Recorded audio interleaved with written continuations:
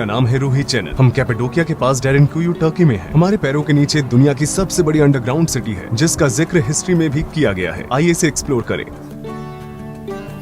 1960 के दशक की शुरुआत में एक आदमी अपने घर को रेनोवेट कर रहा था। जब उसने अपने घर की दीवार को तोड़ा तो उसने देखा कि ये रास्ता एक रहस्यमय कमरे की ओर जाता है और उसके बाद उसने सुरंगें भी देखी। फिर उसने अपने हाथ में टॉर्च पकड़ी और छानबीन करना शुरू किया। छानबीन करने के दौरान उसे समझ आया कि ये सुरंगें और भी आगे जाती हैं। उसे ये नहीं पता था कि ये जगह दुनिया की सबसे बड़ी अंडरग्राउंड सिटी है। यहाँ पे रहने की जगह है, सप्लाई रूम्स हैं, बेशक जानवर भी हैं। इसलिए यहाँ अस्तबल, मिशनरी स्कूल, एक चर्च, व्हाइट हाउस और एक बड़ा सा कब्रिस्तान भी है। तो सवाल ये उठता है कि ये लोग सांस कैसे लेते हैं। यहाँ पर इस तरह की वेंटिलेशन स्पेस है, लेकिन इसे रेस्टोरेशन के दौरान बंद कर दिया गया था। एक शेल्टर इधर, एक उधर। ऐसा कहा जाता है कि इस अंडरग्राउंड सिटी में एक साथ 20,000 लोग रह सकते हैं। और ये किचन एरिया, ये जो आप देख रहे हैं, उसे तंदूरी कहा जाता है, एक पारंपरिक अनातोलियन फ्लोर फर्नेस। वे यहाँ अपनी रोटी चिपकाते थे और अपना मांस पकाते थे। यहाँ पर 2 कड़ाही भी हैं। बेशक यहाँ एक चिमनी है जिसकी मदद से धुआं बाहर निकलता है, वो चिमनी है। आप ऊपर देख रहे हैं, ऊपर आप धुएं के धब्बे देख सकते हैं। लोग रात में खाना बनाया करते थे ताकि उन पर किसी का भी ध्यान न जाए। जाहिर सी बात है कि रात में धुआं दिखाई नहीं देता है। हर एक परिवार के पास अपना खुद का किचन नहीं था। वे सभी इस कॉमन एरिया का इस्तेमाल करते थे। इन हॉलों में जैसा कि आप देख सकते हैं, वे अपना खाना रखते थे, जैसे कि जौ या गेहूं। AD 30 के बाद जब यीशु मसीह ने भविष्यवाणी की थी, तो पहले तो ईसाई आसानी से अपने लिए कोई सुरक्षित जगह ढूंढ नहीं पाए। वे खतरे में थे। दूसरी सेंचुरी में ये ईसाई अंतक्य काइसेरिया आए और फिर यहाँ पर आए। बेशक वे अंडरग्राउंड होकर आक्रमणकारियों से छिपना जानते थे। ये मजबूत पत्थर जिन्हें आप देख रहे हैं, वे ज्वालामुखी से बने हुए हैं। अब ये बहुत सख्त हो गए हैं, क्योंकि ये जब हवा के कांटेक्ट में आते हैं तो ये सख्त हो जाते हैं। हालांकि अगर आप इस लेयर को खोदेंगे तो आप देखेंगे कि दूसरी, तीसरी या गहरी लेयर्स बहुत सॉफ्ट है। और इन पत्थरों को खोदकर उन्होंने यहाँ एक अंडरग्राउंड सिटी का निर्माण किया। ये 150 या 160 के दशक की बात है। यीशु के जन्म होने के बस कुछ ही समय बाद उनके कुछ दादा दादी ने शायद यीशु मसीह को देखा भी होगा। रोमन साम्राज्य आइडोलेटर्स थे और उस समय वे ईसाइयों को अपने साथ नहीं रखना चाहते थे। उस समय साम्राज्य उनके प्रति बहुत क्रूर था, इसलिए फिर इन ईसाइयों ने अंडरग्राउंड होकर अपने धर्म की रक्षा की। हो सकता है कि अगर ये ईसाई यहाँ नहीं छिपते तो शायद आज ईसाई धर्म नहीं होता। इस रहस्यमयी अंडरग्राउंड सिटी में इंसानों के जीवित रहने के लिए जिस भी चीज की जरूरत थी वो यहाँ पहले से ही मौजूद थी। लेकिन यहाँ गहराई में क्या है?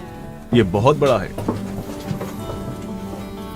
यहाँ भी एक वेंटिलेशन हॉल है, लेकिन रेनोवेट करने के दौरान इसे बंद कर दिया गया था। वास्तव में ऐसी कई सारी अंडरग्राउंड सिटी हैं जिनमें लोग छुप छुप कर रहते थे। कहा जाता है कि इस एरिया में लगभग 150 से लेकर 200 अंडरग्राउंड सिटी हैं। अब यहाँ एक और अंडरग्राउंड सिटी है, कायमाकली अंडरग्राउंड सिटी। हम इस समय डेरेनकुयू में है। ऐसा कहा जाता है कि ये दोनों अंडरग्राउंड सिटी एक दूसरे के साथ जुड़ी हुई है। ये 4.2 मील या 7 किलोमीटर की सुरंग सीधे कायमकली से जुड़ी हुई है। इन सुरंगों के जरिए अंडरग्राउंड सिटीज एक दूसरे से जुड़ी हुई है। अनातोलिया के नीचे कई सारे शहर है। ये पत्थर जो आप देख रहे हैं, उसका इस्तेमाल सुरंग को बंद करने के लिए किया जाता है जब स्थिति ठीक नहीं होती है, ताकि दुश्मन के सैनिक यहाँ से आगे नहीं बढ़ सके। मैं इन पत्थरों के बारे में बाद में बात करूंगा। चलिए आगे बढ़ते हैं। हम बेशक ऐसी जगहों पर जाना चाहते हैं जहाँ आम लोग जाने में आलस करते हैं। हम जितनी ज्यादा जगहें देखेंगे उतनी ही ज्यादा चीजें हम सीखते हैं। यहाँ पर बहुत सर्दी है। यहाँ का तापमान लगभग 20 डिग्री सेल्सियस है। यहाँ गर्मियों में सर्दी होती है और सर्दियों में गर्मी होती है। जरा सोचिए, उस दौरान दूसरी या तीसरी सदी में लोग यहाँ रहते थे। बेशक अब हम फ्लैशलाइट का इस्तेमाल करते हैं, लेकिन उनके पास फ्लैशलाइट नहीं हुआ करती थी और वे सिर्फ अंधेरे में मोमबत्तियों के जरिए अपना रास्ता तय करते थे। उस समय की स्थिति के बारे में सोचे। कई दिनों और हफ्तों तक लोग इसी चिंता में रहते थे कि कहीं दुश्मन न आ जाए। और हम यहाँ नीचे थोड़ा सा क्लॉस्ट्रोफोबिक महसूस कर रहे हैं। आइए देखते हैं कि ये रास्ता कहाँ तक जाता है। चलिए इसे फिल्म करते हैं। ये रहा मेरा कैमरा। मैं इसे इस तरह शूट करूंगा। बेशक ये बंद था। ये कायमाकली जाने वाली 4.3 मील की सुरंग का रास्ता था।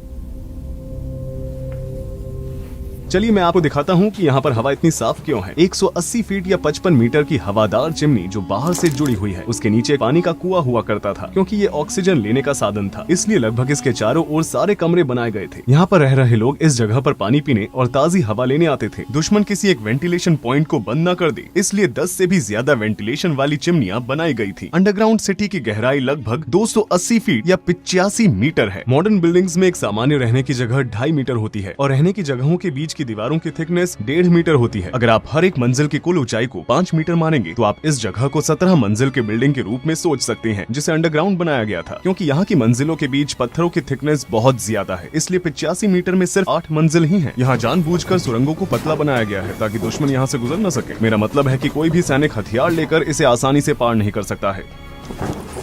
यहाँ पर एक स्लाइडिंग डोर है। इसे रेनोवेशन के दौरान ठीक किया गया था। अगर दुश्मन आता है तो ये टाइल सीधे चौथी मंजिल पर चली जाएगी। ये स्लाइडिंग डोर दुश्मन को नीचे जाने से रोकने में मदद करेगा। ये 660 पाउंड या 300 किलो का दरवाजा है और इसमें यहाँ पर एक छेद है।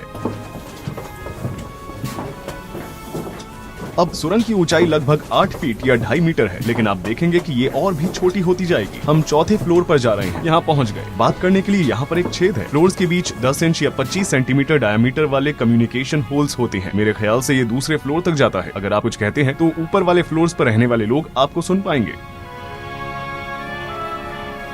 अब हम एक लंबी सुरंग से गुजरेंगे जो 7वीं मंजिल तक जाती है, या दूसरे शब्दों में -7। हमें ध्यान से चलना होगा ताकि हम फिसले नहीं। आप यहाँ छोटे छोटे कमरे देख सकते हैं। यहाँ एक और स्लाइडिंग डोर है। चलिए मैं आपको कुछ दिखाता हूँ। यहाँ पर एक छोटा सा कमरा है। वे इस भारी दरवाजे को पीछे से धक्का देते थे और चौथे फ्लोर से 7वें फ्लोर तक किसी को भी जाने से रोकने के लिए सुरंग को बंद कर देते थे। यहाँ पर सुरंगों का जाल भी बिछाया गया है। जब दुश्मन के सैनिक प्रवेश करेंगे तो वे इन सुरंगों से गुजरेंगे, लेकिन ये सुरंगें उन्हें कहीं पर भी लेकर नहीं जाएंगी और यहाँ सैनिकों की जान भी चली जाती थी। जब वे यहाँ पर आते तो वे पीछे से स्लाइडिंग डोर को बंद कर देते थे ठीक उसकी तरह और सैनिकों को खत्म कर देते थे। यहाँ तक कि आज की तारीख में भी एक आम सबवे बनाने में 4 से 5 साल का समय लगता है। 1800 साल पहले जब मॉडर्न टूल्स और मशीनें उपलब्ध नहीं थी और बिजली भी नहीं थी, तो इस जगह को कैसे बनाया गया था? सिर्फ खुदाई करने के लिए ही इसमें हजारों मजदूरों की जरूरत पड़ेगी। अंडरग्राउंड से ली गई रेत और पत्थरों का कुल वजन लगभग 5 मिलियन टन से भी अधिक हो सकता है। अब हम 7वीं मंजिल पर हैं। यहाँ पर एक चर्च बनी हुई है। जैसा कि आप देख सकते हैं कि यहाँ पर क्रॉस लगे हुए हैं। इसके अलावा इस जगह को भी क्रॉस शेप में बनाया गया है। यहाँ पर क्रॉस का बड़ा हिस्सा है और छोटा हिस्सा भी है। वे सिर्फ यहाँ पर प्रार्थना ही नहीं करते थे बल्कि सीक्रेट मीटिंग्स भी करते थे। उन लोगों के बारे में सोचें, वे बाहर जाने से डरते थे और अंदर रहकर कैंडल के जरिए प्रार्थना करते थे। ईसाई यहाँ पर कई दिनों तक बिना उजाले के रहे। वे एक दूसरे के इतने करीब थे कि उन्होंने यहाँ बिना किसी और को देखे कई दिन गुजारे। इस फ्लोर पर एक कब्र कमरा भी है। ये सुरंग जो आप देख रहे हैं वो सीधे कब्रिस्तान की ओर जाती है। यहाँ शायद इस जगह का सबसे महत्वपूर्ण हिस्सा है। सदियों पहले यहाँ लाशें पड़ी रहती थी। लाशों को यहाँ से ले जाने के बारे में सोचें। कल्पना कीजिए कि आप उस समय पर यहाँ थे। सोचे कि आपने अपने परिवार के किसी सदस्य को खो दिया है और अब आप उसके शव को यहाँ से लेकर जा रहे हैं। ये काफी पतली सुरंग है। यहाँ जो लोग स्वाभाविक रूप से मरते थे उन्हें यहाँ पर दफनाया जाता था ताकि शव जल्द से जल्द डिकम्पोज हो जाए और कोई भी बदबू न आए। वे उन्हें केमिकल्स के साथ दफनाते थे ताकि वो डिसॉल्व हो जाए। जाहिर है कि वे लाशों को नहीं जला सकते थे क्योंकि धुएं के बाहर निकलने के लिए कोई भी जगह नहीं है।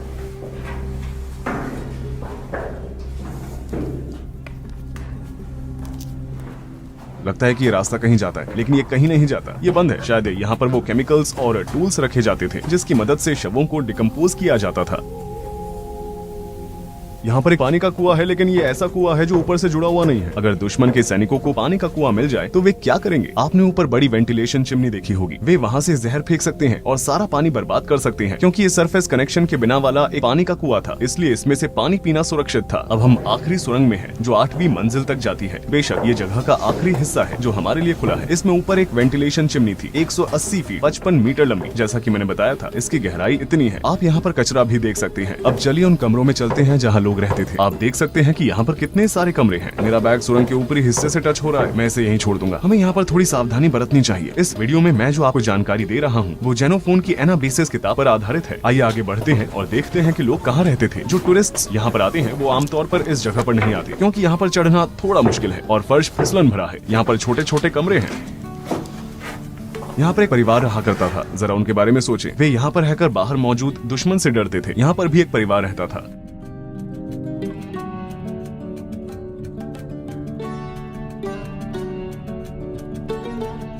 यहाँ एक और छोटी सुरंग है। ये कहाँ जाती है?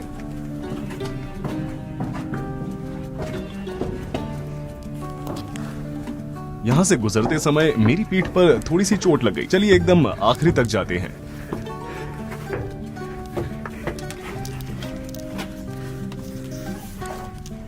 ये बंद है। चलिए नीचे चलते हैं।